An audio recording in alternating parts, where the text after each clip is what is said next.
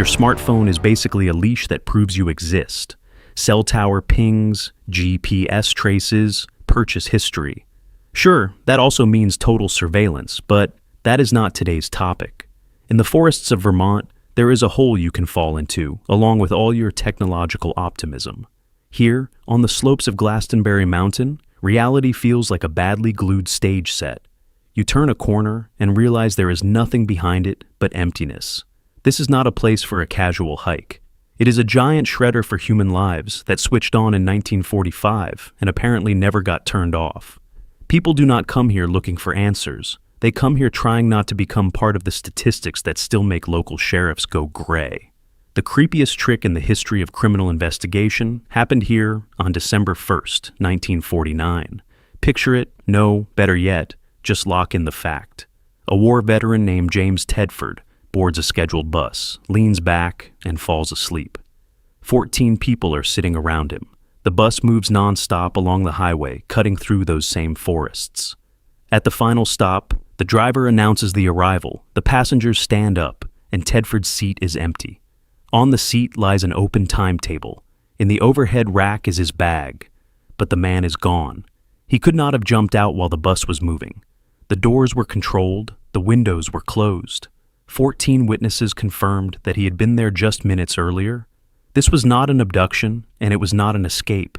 It was the kind of moment when physics seems to step outside for a smoke and never comes back, leaving us alone with an empty seat in a moving metal box. Tedford was the climax, but not the beginning.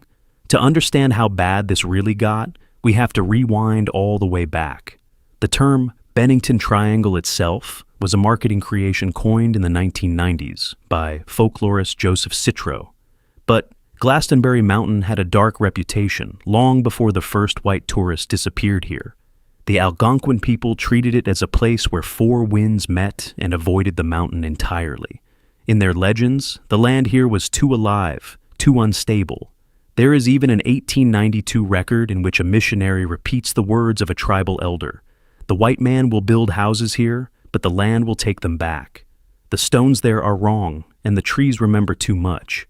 And the irony is that modern geology backs part of this up. The mountain sits near tectonic fault zones, magnetic anomalies there can be strong enough to make a compass needle spin like a propeller. A 1978 geological survey recorded magnetic deviations of up to 15 degrees over a distance of just 330 feet. In the 19th century, people tried to build civilization here. Glastenbury was a typical working town. Logging, charcoal production, hard men with axes. At its height, around 250 people lived there. It even had its own narrow-gauge railroad running from the sawmill to South Glastenbury Station. Workers cut giant cedar and spruce trees and sent the timber down the slope. It looked like a classic American expansion story.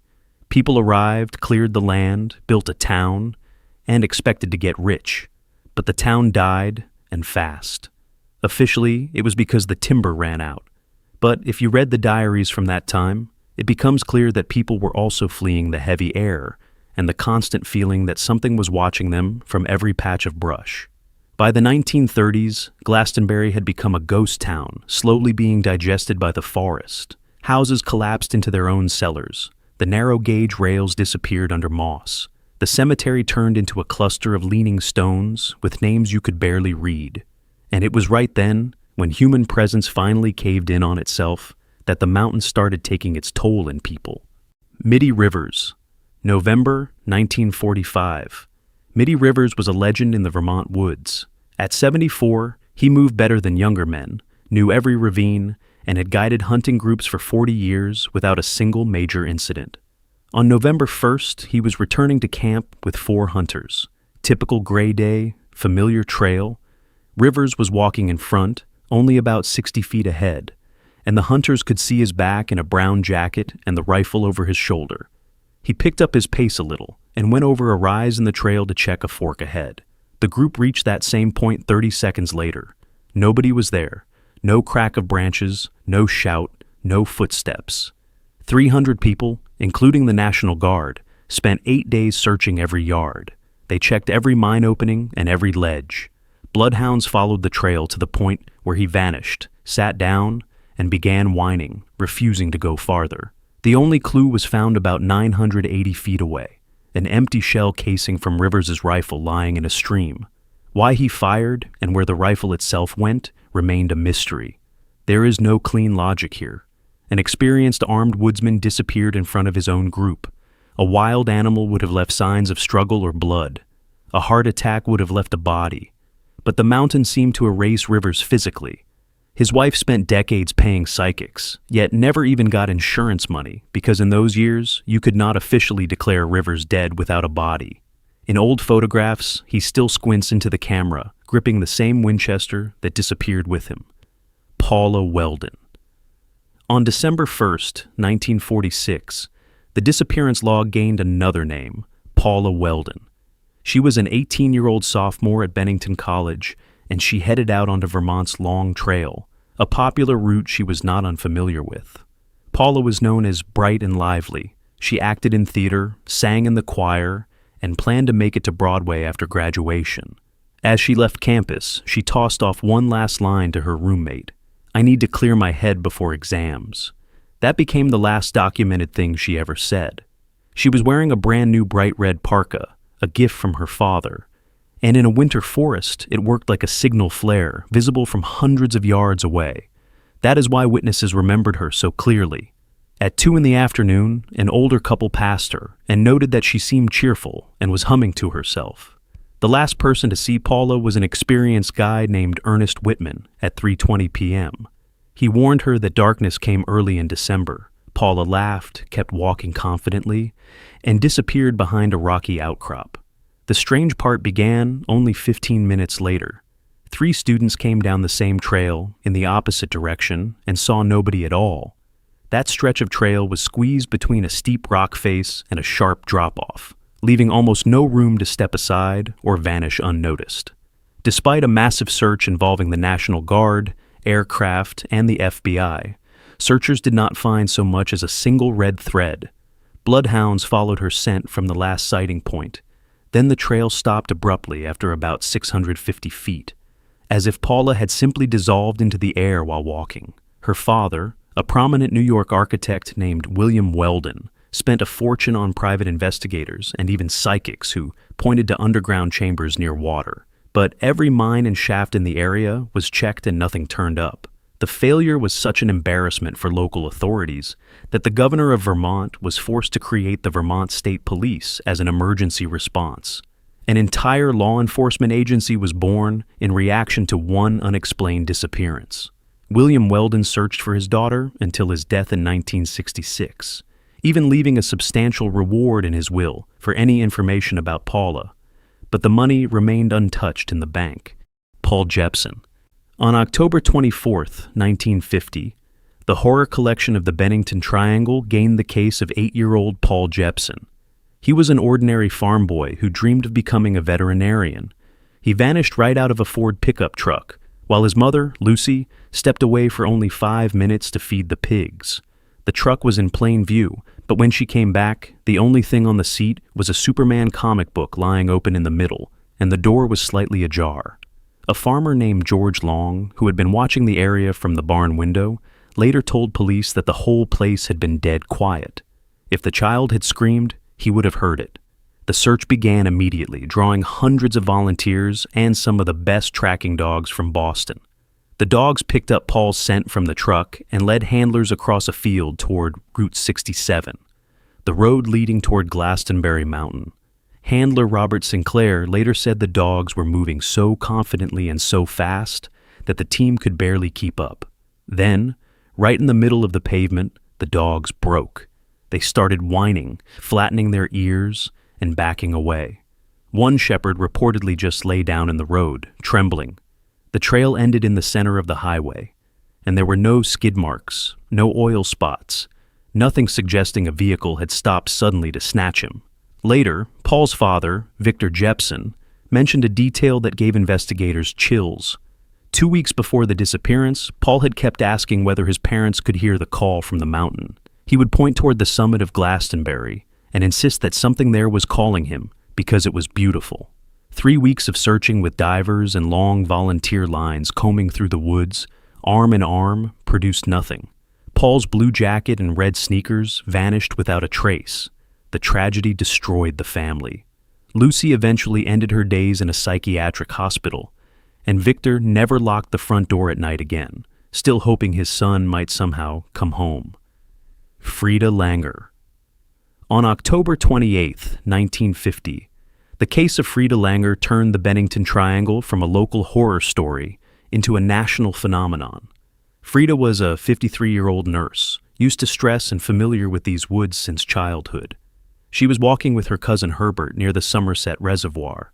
When Frida slipped in a stream and got soaked, she decided to jog the remaining quarter-mile back to camp, alone. The route was direct, familiar, and crossed open terrain. Herbert watched her until she rounded the nearest bend in the trail, and then she simply stopped existing for this reality. 20 minutes later, Herbert found the tent empty and all of Frida's belongings untouched, launching a search on an unprecedented scale. 500 people practically licked the reservoir area clean, and at that time, it was not even dense forest. Police checked everything, from abandoned mine shafts to the possibility of murder. But Herbert passed a polygraph, and Frida had no enemies and no signs of depression. Despite divers and tracking dogs, a month of searching produced not even an indirect clue, and the operation had to be suspended when snowfall began. Then, in May 1951, a group of fishermen found Frida's remains near that same stream, lying on open ground that had been searched 5 separate times the previous fall.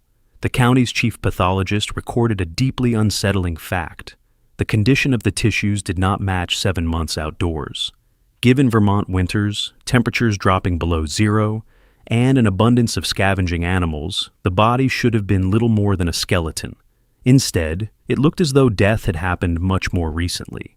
The investigation found no signs of attack, poisoning, or trauma, so the cause of death was officially listed as undetermined, which in bureaucratic language basically meant complete confusion. Frida was buried in Bennington, but the dates on her headstone still feel like a formality, because nobody was ever able to explain where she had been for 7 months, while hundreds of people walked the ground only yards from where she would eventually be found. The forest simply gave her back when it felt like it, without surrendering its main secret. So, where does common sense fit into any of this? Let us switch off the X-Files mode for a second and use our heads. What do we have if we strip away the stories about Bigfoot, which people also claim to see here regularly? First, geology. The whole area is riddled with old shafts, abandoned mines, and charcoal pits. Over 100 years, they were covered by sod, moss, and leaves. One careless step, and you could drop into a vertical hole 100 feet deep. Nobody would hear you scream, and branches could cover the opening again in minutes. That helps explain why bodies might never be found. Second, the climate. The fog here can be so thick it feels almost liquid. Wind on Glastenbury shifts direction constantly, distorting sound. You may hear your friend's voice on the right when they are standing on the left. In panic, people do irrational things, like running deeper into the woods instead of back toward the road. Third, infrasound. There is a theory that under certain wind and terrain conditions, the mountain generates low-frequency vibrations. The human ear cannot hear them, but the brain reacts with intense, uncontrolled fear. That could make people drop things and run without knowing why. It could even help explain why experienced woodsmen like Rivers suddenly lost their bearings. But what do you do with Tedford on the bus? Or with bloodhounds losing a trail in the middle of a highway? That is where rationality starts spinning its wheels.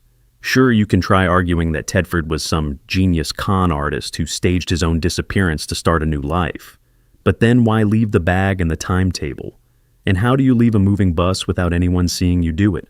The Bennington Triangle is the perfect example of how landscape and coincidence can create a myth. Yes, it is a dangerous place. Yes, there is bad reception, and there are strange magnetic disturbances. But the biggest thing here may be our own fear of a forest that still has no borders.